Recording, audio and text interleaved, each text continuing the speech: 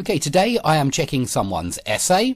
It's a really satisfying part of my job, being able to mark and check fantastic essays like this one, and it really is a fantastic essay.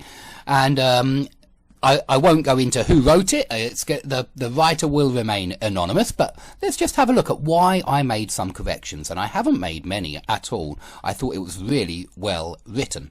So when I see it, comma, good, we need a comma for a fronted subordinate clause. It reminds me of some parts of Chicago, with streets lined with somewhat shabby looking 2 3-story buildings, some with boarded windows and with graffiti on many of the walls. So lovely start. Now I've put this comma in just because I think with streets lined blah blah blah blah blah is describing Kensington, and if it is, we need a comma here. If it's describing Chicago, first and foremost, then no comma here. It's Chicago with streets lined, yeah?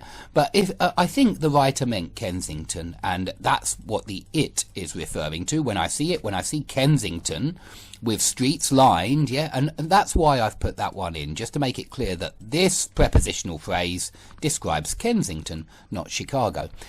Now, I added a hyphen, because this is a compound adjective, and it looks to me like the writer is well aware of hyphens for compound adjectives, because she has hyphenated 2 3-story buildings. Yeah, 2 or 3-story buildings, I understand it like that. And we need the hyphen because it's not 3 stories, it's a 3-story building. Just like when you say, when you miss the S off of 10 years old, he is 10 years old, no hyphen. But a 10-year-old pupil, you need a hyphen there with 10-year-old. You need 2 hyphens in 10-year-old. And notice you don't say 10 years old. And here we don't say 3 stories building, it's a 3-story building, so we need a hyphen. Now we also hyphenate looking, yeah, good looking, shabby looking, important looking. You'll need a hyphen, especially when there's a noun coming afterwards, yeah, that especially in that situation. Okay, then I've put in another comma here, and that's because this is an absolute phrase.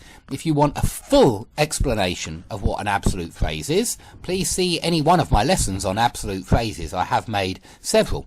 But what we've got here is a noun phrase, yeah? Some is a noun, it's a pronoun, and it's referring to buildings, yeah? The buildings with boarded windows and with graffiti on many of the walls.